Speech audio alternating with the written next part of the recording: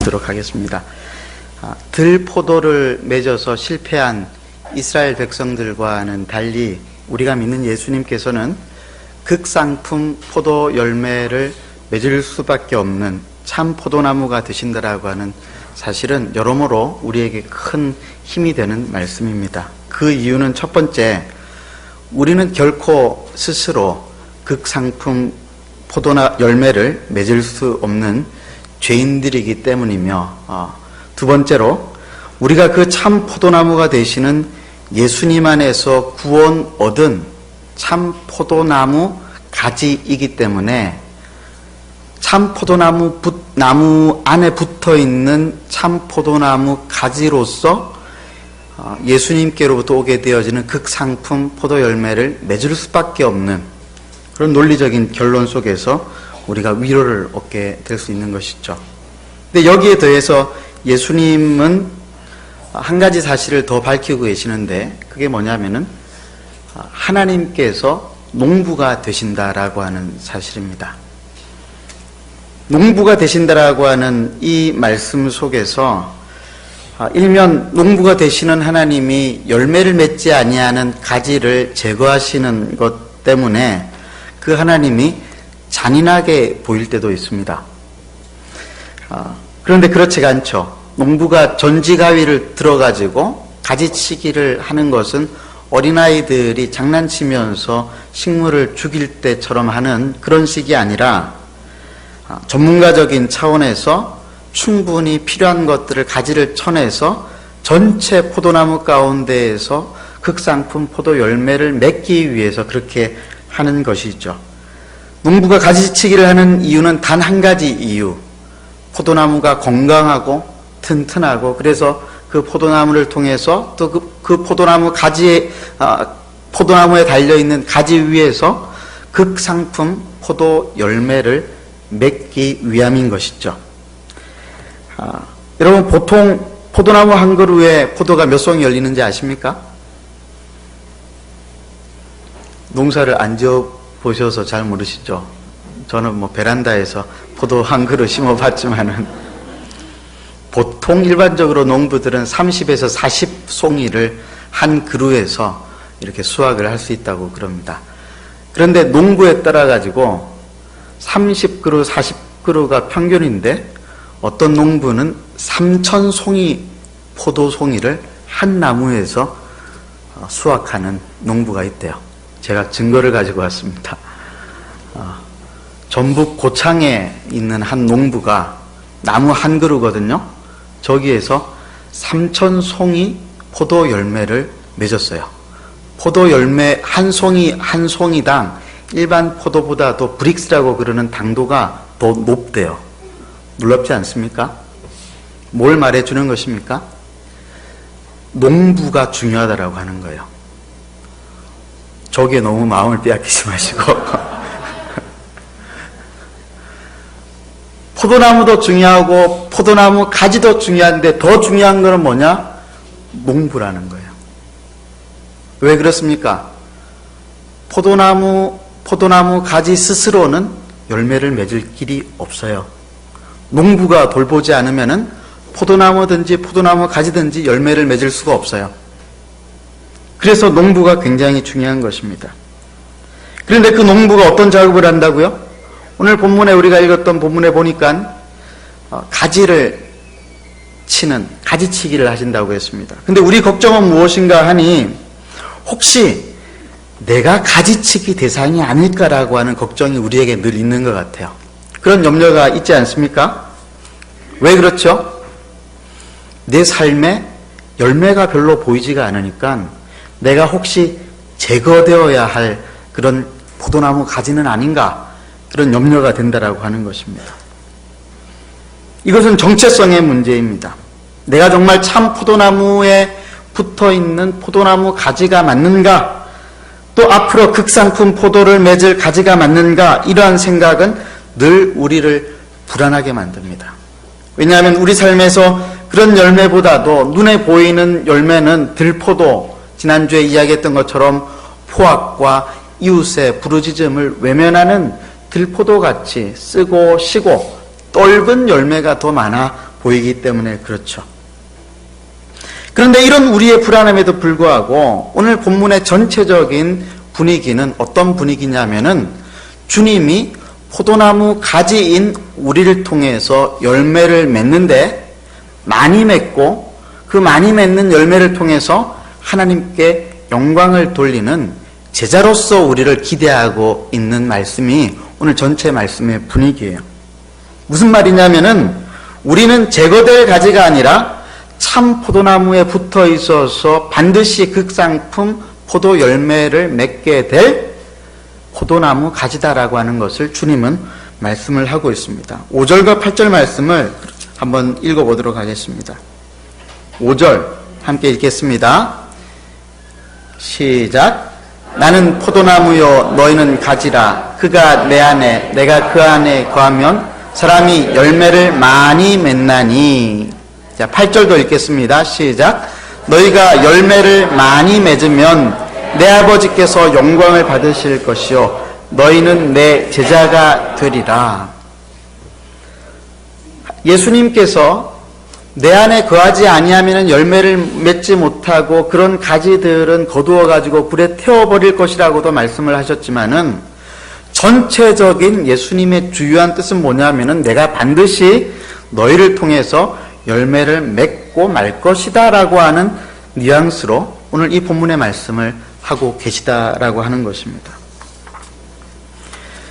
그러므로 우리는 참 포도나무에 붙어 있는 가지로서 우리에게 중요한 믿음이 요구되어지는데 그것은 무엇이냐면은 농부가 누구시냐라고 하는 것에 대한 믿음이에요. 포도나무에 붙어 있는 가지들을 잘 키우시고 양육하실 농부가 되시는 하나님에 대한 이해, 이게 필요한데 하나님께서 농부가 되신다라고 하는 이 사실로부터 우리는 세 가지 믿음을 요구받을 수 있다라고 생각합니다. 그 첫 번째는 무엇인가 하면은 우리가 하나님의 소유가 된다라고 하는 사실입니다. 소작농의 경우에는 포도나무를 아무리 잘 길러도 그 포도나무가 자기의 소유가 되지 않죠. 그러나 전통적으로 이스라엘의 농경사회에서 주인이 된다라고 하는 것, 포도원의 농장 주인이 된다라고 하는 것은 그 농부가 된다라고 하는 것은 포도원의 주인이라고 하는 뜻입니다. 그런 의미에 있어서 우리는 포도나무 가지인 우리는 하나님의 소유다라고 하는 사실을 우리는 기억해야 합니다. 그런데 보통 소유가 아니라 우리는 하나님께서 직접 창조하신 창조물이요, 또 죄 가운데서 건져내신 구속물이요, 보배롭고 존귀한 존재로 우리는 하나님의 소유라고 하는 말씀을 이사야서는 이야기하고 있습니다. 이사야 43장 1절에서 7절까지 말씀을 저와 여러분이 한 절씩 교독하도록 하겠습니다. 야곱아, 너를 창조하신 여호와께서 지금 말씀하시느니라. 이스라엘아, 너를 지으신 이가 말씀하시느니라. 너는 두려워하지 말라. 내가 너를 구속하였고 내가 너를 지명하여 불렀나니 너는 내 것이라.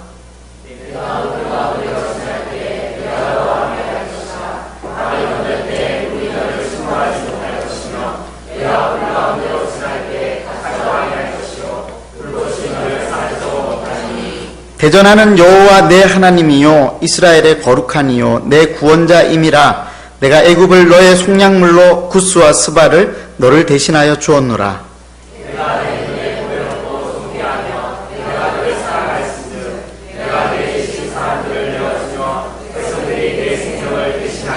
두려워하지 말라. 내가 너와 함께하여 내 자손을 동쪽에서부터 오게 하며 서쪽에서부터 너를 모을 것이며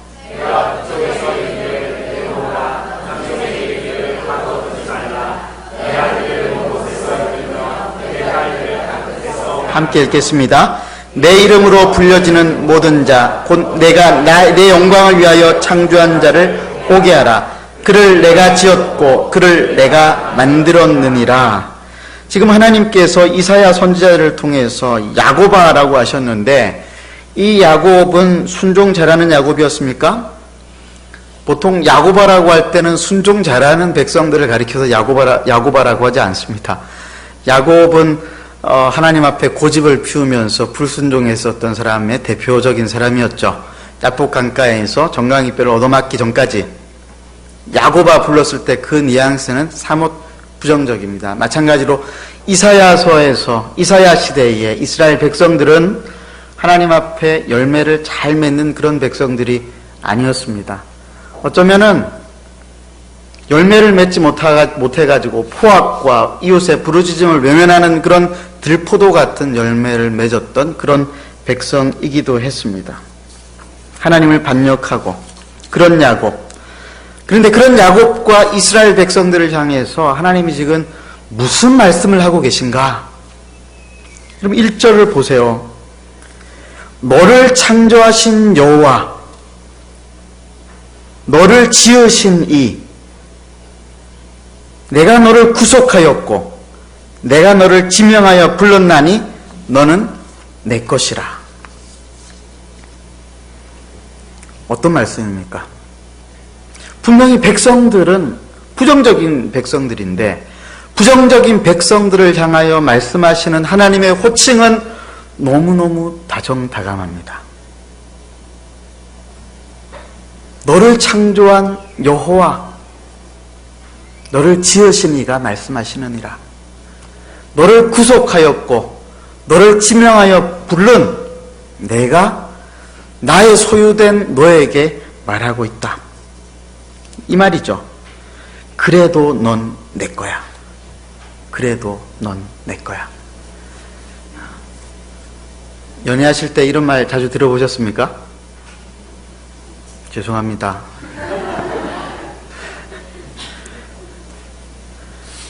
자식한테 이런 말 자주 하시죠? 아무리 사고를 치고 속을 긁어 놓아도 부모 마음에 그래도 넌 내 자식이지. 아이들 데리고 차를 타고 가면은 속에 천불이 납니다. 뒤에서 싸우기 시작하면은 끝이 나지를 않아요.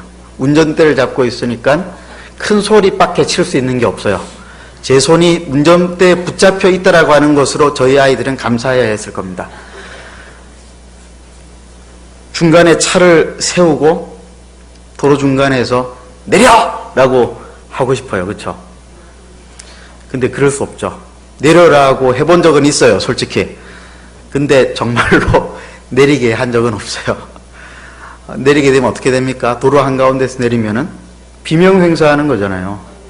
그러면 안 되죠. 왜요? 내 자식이니까.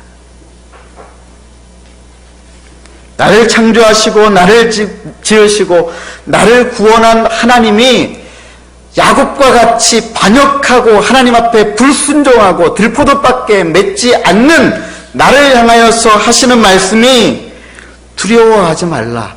너는 내 것이다. 라고 말씀을 하고 계신 것이죠. 여러분, 우리는 하나님께 버림받지 않습니다. 절대로 버림받지 않습니다. 그런데 많은 사람들이 이게 헷갈리는 경우들이 많이 있는 것 같아요. 많은 분들이 큰 죄를 지으면 하나님께 버림받을 것이라고 착각을 합니다. 작은 죄는 괜찮은데 큰 죄는 다르다라고 생각을 하는 것 같습니다. 그런데 그렇지 않습니다. 제가 단기 선교 나가면은 자주 쓰는 복음 전도 방법이 하나가 있는데 로프 3개를 길이가 각각 다른 로프 3개를 가지고 하나님의 그 사랑과 용서에 대해서 설명해 주는 방법이 있어요. 로프가 3개가 다 다른데 이름이 다 달라요. 제일 작은 짧은 로프는 작은 죄인 친구, 조금 중간 로프는 중간 죄인 친구, 그럼 제일 긴 로프는요 어떤 로프겠어요? 큰 죄인 친구. 근데 중요한 것은 죄인인데 친구예요. 이 3가지 로프를 이렇게 잘 썩다가 어떻게 짠 하면은 세 로프가 길이가 다 달랐는데 똑같은 길이로 보여질 때가 있습니다. 그러면서 이렇게 이야기합니다. 큰 죄를 지었든지 작은 죄를 지었든지 중간 죄를 지었든지 상관없이 우리 하나님께서는 어떠한 죄든지 상관없이 예수님의 십자가의 보혈의 피로 덮어서 여러분들을 참 친구 삼으십니다. 그러면은 사람들이 막 박수를 쳐요. 왜냐하면 이게 그 마술이거든요. 짧은, 중간, 긴 로프가 똑같은 로프가 되어진 거예요. 그러니까 사람들이 볼 때에 이게 시각적으로 하나님이 우리 죄를 똑같이 보시고 똑같이 예수님의 십자가 보혈로 빨간 보자기로 이렇게 덮거든요. 그럼 이제 똑같아진단 말이에요. 아, 이게 시각적으로 들어오는 것이죠. 어린아이들한테 효과적으로 사용할 수 있어요. 여러분,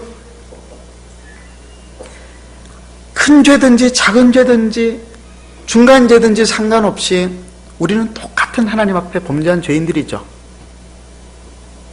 그 범죄한 죄인들을 향하여서 하나님께서 하시는 말씀이 무엇인가? 오늘 이사야서의 말씀은 두려워 말라. 너는 내 거야. 무슨 말입니까? 내가 너 안 버려. 너 안 버려. 이 말씀인 것이죠. 이 말씀인 것이죠. 어제 저녁에 서구에 있는 충성교회라고 하는 교회 청년부에 가서 말씀을 전했는데 청년들이 많이 모여 있더라고요. 그럼 청년들의 어려움이 뭔지 아시죠? 불안함입니다. 정말 내가 하나님의 은혜 가운데 있는 자가 맞는가? 그렇다라고 한다면은 왜 내 상황과 형편은 이렇게 형편없는가? 불안감. 그 청년들을 말씀으로 다독이면서 하나님께서 너 절대로 버리지 않아. 여러분, 이 말씀 속에서 우리는 힘과 용기를 얻어야 합니다. 여러분, 오늘 예수님께서 하신 이 비유는요, 사실은 어떤 면에 있어서 모순적인 비유예요. 포도나무 가지에서 포도나무 가지가 이렇게 분리되는 가지 본 적 있으세요? 잘려지지 않는 이상. 가지가 났는데 썩거나 죽거나 혹은 이렇게 잘려져 가지고 이렇게 떨어지지 않는 이상 스스로 분리되는 가지 보신 적 있으세요? 그런 가지 없어요.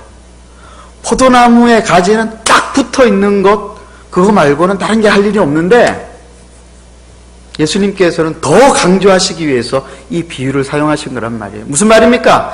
내게 한번 딱 붙어 있으면 절대로 떨어질 수 없다라고 하는 것을 말씀하신 거예요.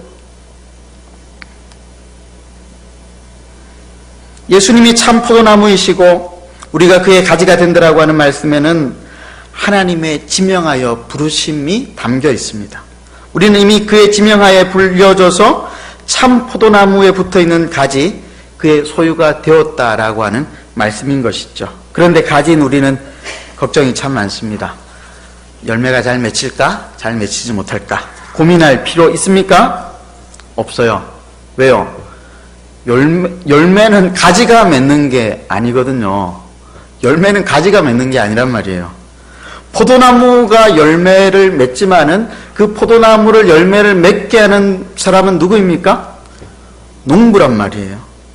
농부가 누구냐에 따라서 또 그 포도나무가 참 포도나무인지 가짜 포도나무인지에 따라서 극상품 열매가 열리느냐 열리지 않느냐가 결정이 되는 것이지, 가지가 아무리 고민하고 아무리 염려를 한다고 해서 열매가 맺히고 안 맺히고가 결정되는 것이 아니라고 하는 말이에요.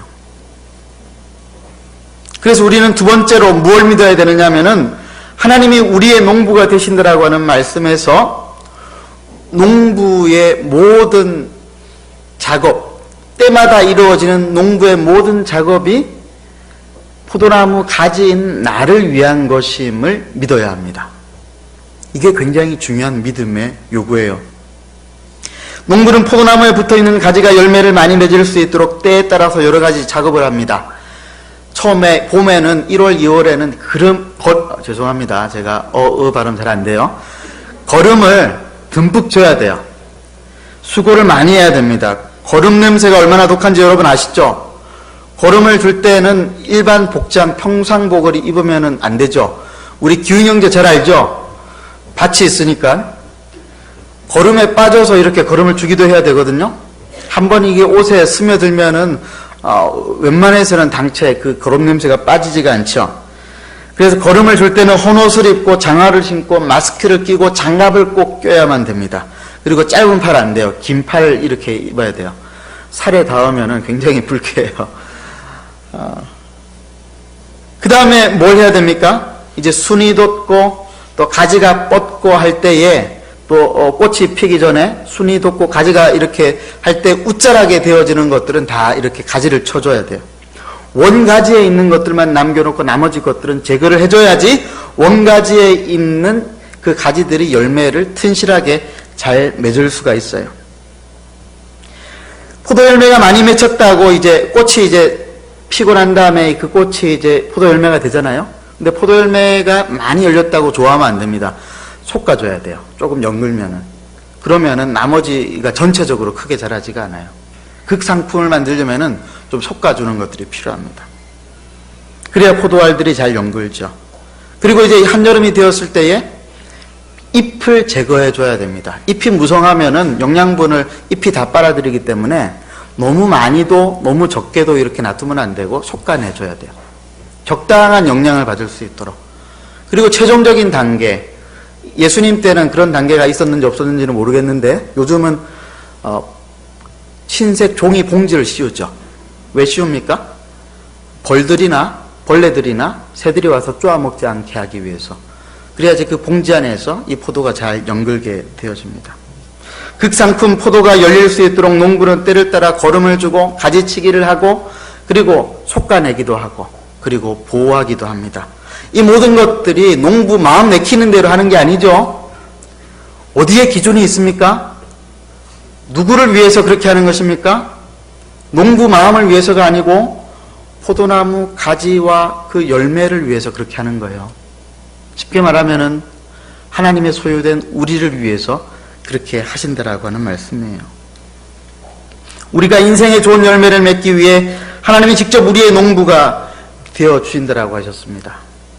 농부이신 하나님은 전문가죠. 전문가에게 뭐든지 맡겨야 되잖아요. 약은 약사에게, 병은 의사에게, 그리고 우리의 인생의 농사는 농부이신 하나님께 가지치기를 맡기고 그 가지치기에 대해서 신뢰해야 된다고 하는 것입니다. 하나님께서는 전문가적인 안목으로 과감하게 과일을 들어서 우리에게 필요 없는 잔가지들을 제거하십니다. 우짜란 잎과 순들을 꺾어내십니다. 하나님은 나를 사랑하시고 내가 좋은 열매를 맺기 원하시기 때문에 내게 있는 나쁜 성격들을 때로는 가꾸어 내십니다. 나쁜 습관과 인격이 있으면 하나님은 절대 그것들을 그냥 내버려 두지 않습니다. 내가 죽지 않을 만큼 치십니다. 근데 아프죠. 어렵습니다. 그러나 그것이 계속 붙어 있으면 나중에 내 인격까지 망가뜨리기 때문에 하나님께서 적당한 때에 수술을 하시는 것이죠. 이게 하나님의 가지치기, 영혼의 가지치기입니다. 마음 가는 대로 살아가는 것이 인생의 행복이 아니잖아요. 그렇죠? 사랑하는 여러분, 하나님이 여러분들을 대상으로 영적인 가지치기를 하실 때가 있을 것입니다. 그때 원망하면 안 됩니다. 하나님이 너무하신다라고 말하지 마십시오. 하나님은 결코 아마추어가 아니십니다. 정확한 때에 수술을 하시는데 실수 없이 수술을 하십니다. 불필요한 것들, 입만 무성한 것들, 다른 과실의 양분을 도둑질해가는 가지들을 골라서 다 제거해내십니다. 그리고 우리의 가지에서 열매를 맺으십니다. 다른 사람 가지가 아니라 내 가지에서 열매를 맺으신다라고 하는 거예요. 저도 그런 가지치기를 무수히 받은 것 같아요. 지난주에도 말씀드렸던 것처럼 저는 골목대장 노릇에 길들여져 있어가지고 포악한 사람이라고 그랬잖아요. 근데 거기다가 교만하기까지 했습니다. 고등학교 때 친구들 5명이 어울려 다녔는데 영폭이었어요. 영폭이 뭔지 아세요? 영적인 조폭. 매일 5명이 모여서 함께 공부하고 함께 예배하고 함께 성경 공부하고 함께 성경 읽고 기도하고 함께 비전을 나누었는데 교만했어요.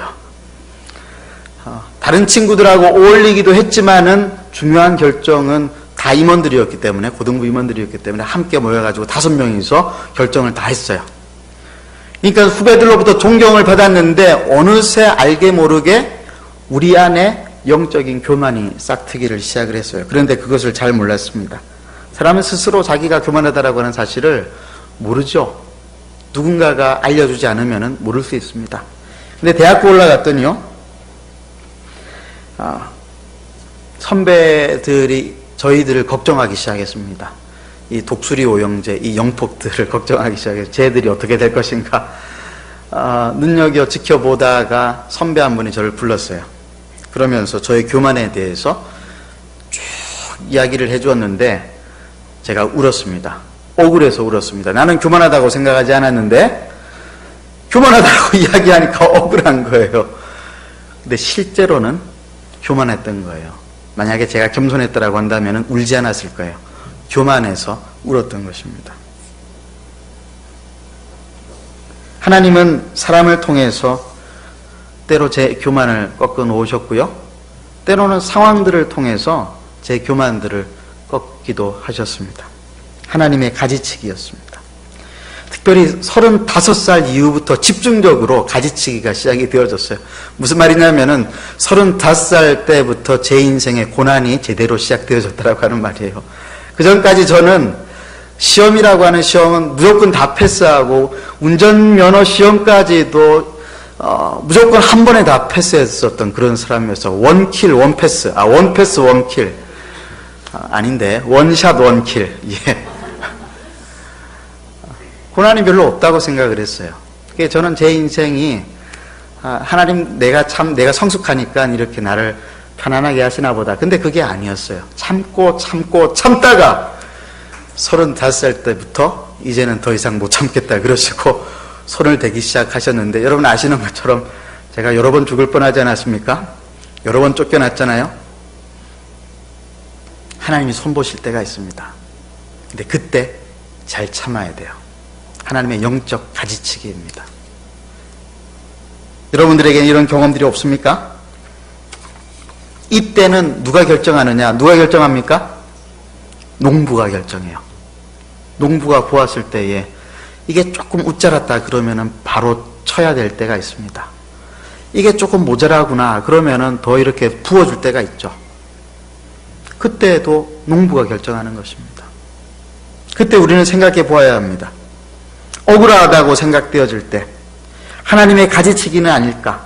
괴롭고 힘들 때에 우리의 때를 결정하시는 분이 하나님이시다라고 하는 사실을 우리는 인정하면서 살아야 합니다.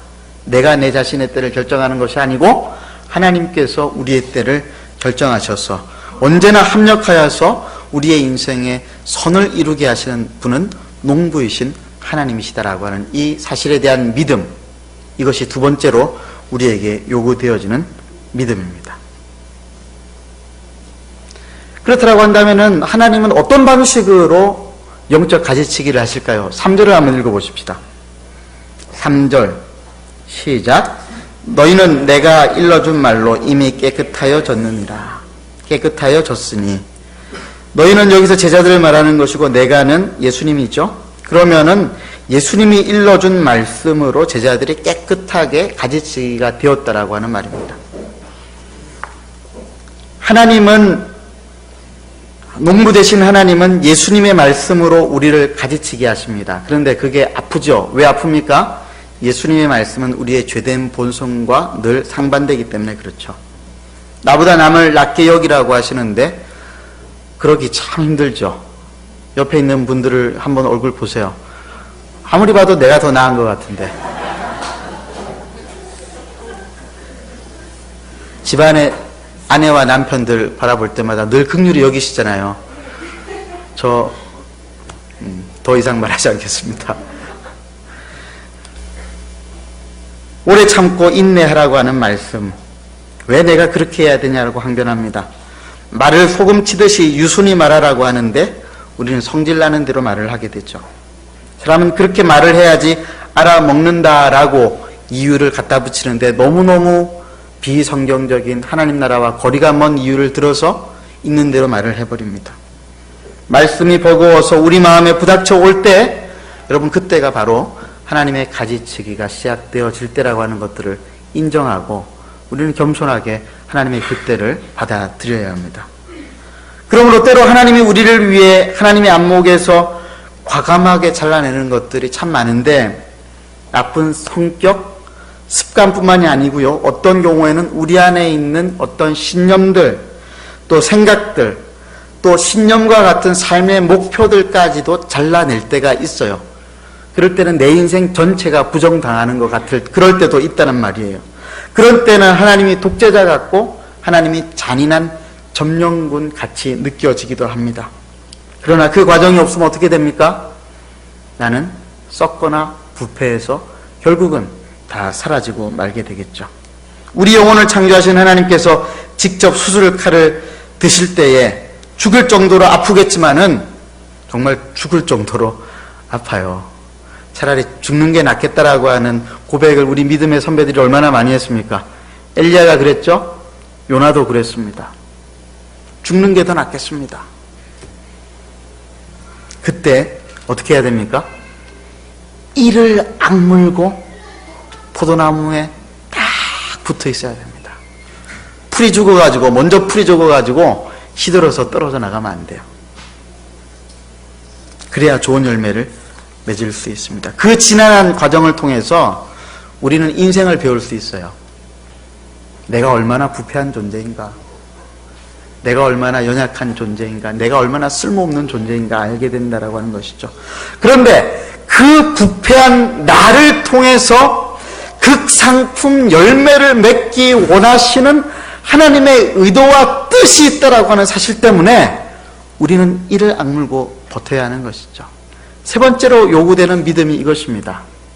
하나님의 뜻이 있다라고 하는 거예요. 하나님의 뜻은 무엇입니까? 극상품 포도 열매. 들포도가 아니에요. 대충대충 달리는 포도가 아니라 극상품 포도 열매가 하나님의 뜻이에요. 부패한 내 인생, 찌질한 내 인생, 너무너무 답답한 내 인생 속에 극상품 포도 열매가 열려서 누구든지 내 열매를 맛보는 사람들마다 인생의 아름다움을 경험하고 회복을 경험하고 예수 그리스도로 말미암는 은혜들을 경험하게 되어지게 하는 극상품 포도 열매. 여러분 그런 인생 살기를 원하십니까? 그런 인생 살기를 원하십니까? 축복합니다. 그런 인생 사실 것이라고 확신합니다. 왜냐하면은 여러분들은 십자가 구원으로 참 포도나무 되시는 예수님에게 딱 붙어있는 포도나무 가지이기 때문에 그래요. 죄송합니다. 이런 표현 써서 종자가 다른 것입니다. 우리는 종자가 달라요.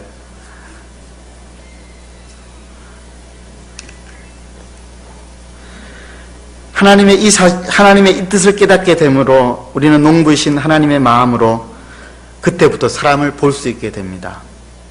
사람을 바라볼 때에 어떤 식으로 바라보게 되느냐?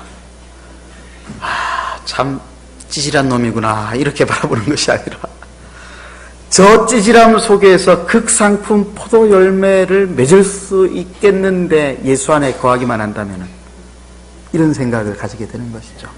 그럼 어떻게 되느냐? 사람을 진짜 제대로 도울 수 있게 되어져요. 대충대충 그렇게 돕는 것이 아니라 진심으로 돕게 되어져요. 왜냐하면은 극상품 포도 열매가 뭔지를 알기 때문에 그런 것이죠. 사람을 돕는데 사람을 돕는 방식이 성경적인 방식이 있어요. 에베소서 4장 15절 보십시다. 함께 읽겠습니다. 시작.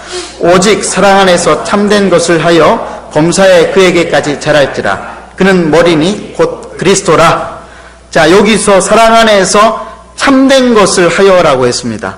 참된 것을 하여라고 쓰인 헬라어 말이 알레디오라고 하는 말이에요. 알레세이아라고 하는 말이 진리인데 알레디오라고 하는 말은 무슨 말이냐면은 진리를 말하다라고 하는 말이에요. 갈라디아서 4장 16절에서는 이 알레디오를 어떻게 말을 하고 있냐면 번역을 하고 있냐면은 참된 말을 하고라고 번역이 되어져 있습니다. 두 가지 원리. 사랑 안에서 참된 말을 해줌으로 사람을 돕습니다. 사랑 안에서 우리는 관계를 맺어요. 예수의 사랑으로 우리는 사람들과 관계를 맺습니다. 상대방의 컨디션과 상관없이 우리는 예수의 사랑으로 그 사람에게 다가갑니다. 그래서 절대로 끊어지지 않죠. 예수님과 우리와의 관계가 절대로 끊어지지 않는 것처럼 우리가 사랑으로 섬기는 사람들의 관계는 끊어지지 않습니다. 그리고 근데 사랑한다고 모든 것들을 다 용납하는 것이 아니라 뭘 한다고요? 참된 말을 해주는 거예요. 때로는 죄를 지적하기도 합니다. 때로는 강한 권면을 하기도 합니다. 하나님께서 우리의 영혼의 가지치기를 하는 것처럼 하나님은 사람을 통해서도 우리 영혼의 가지치기를 하시거든요. 권위자들을 통해서, 리더들을 통해서, 또는 친구들을 통해서, 때로는 어린아이들을 통해서도 그럴 때 있습니다. 가끔씩 어른들이 이렇게 휴지 버리면은 어린아이들이 아저씨 왜 거기서 휴지 버려요? 이렇게 하는 당돌한 아이들이 있어요. 사랑의 관계는 없는데, 그러니까 어른들이 애들을 지어박죠. 사랑의 관계가 없으니까. 근데 사랑의 관계에 있으면 어떻게 됩니까? 아, 그렇지, 내가 잘못했지. 그러고 이제 받아들이게 되는 거예요. 이 두 가지가 같이 필요한 거예요. 사랑의 관계를 잘 맺고 그 속에서 참된 말을 해야 되는 것이죠. 근데 사랑의 관계 없이 참된 말부터 진리라고 하면 어떻게 됩니까? 이게 진리야, 이게 진리야. 사랑의 관계는 없이. 그럼 어떻게 됩니까? 질리는 것이죠.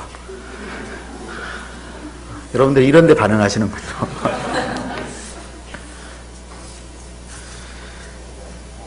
누군가가 여러분에게 예수 그리스도의 사랑 안에서 참된 말을 해줄 때 귀담아 들으시기 바랍니다. 그 진리가 여러분을 자라게 할 것입니다. 또한 그 말 속에 하나님의 뜻을 발견할 수 있을 것입니다. 그러나 그 사람을 사랑하는 마음에서가 아니라고 한다면은 진리를 말하는 것들을 조금 유보하십시오. 하나님도 가지치기를 하나님 마음대로 내켜서 하시는 것이 아니라고 이야기했죠. 우리 상황을 보시고 가지치기를 하십니다. 하나님이 농부시라고 하는 이 진리, 농부이신 하나님께서 참 포도나무에 붙어있는 우리 가지들에게서 풍성한 성령의 열매를 맺기 원하신다라고 하는 이 진리 속에서 우리가 때로 하나님의 영혼의 가지치기를 받을 때에도 우리가 원망하지 아니하고 하나님 앞에 감사하며 또 인내로 참으며 나아갈 수 있는 여러분들이 되시길 바랍니다. 그래서 떨어져 나가지 말고 꼭 붙어 계셔서 정말 하나님께서 맺게 하시는 극상품 포도 열매가 되시는 그런 인생 되시기를 바랍니다.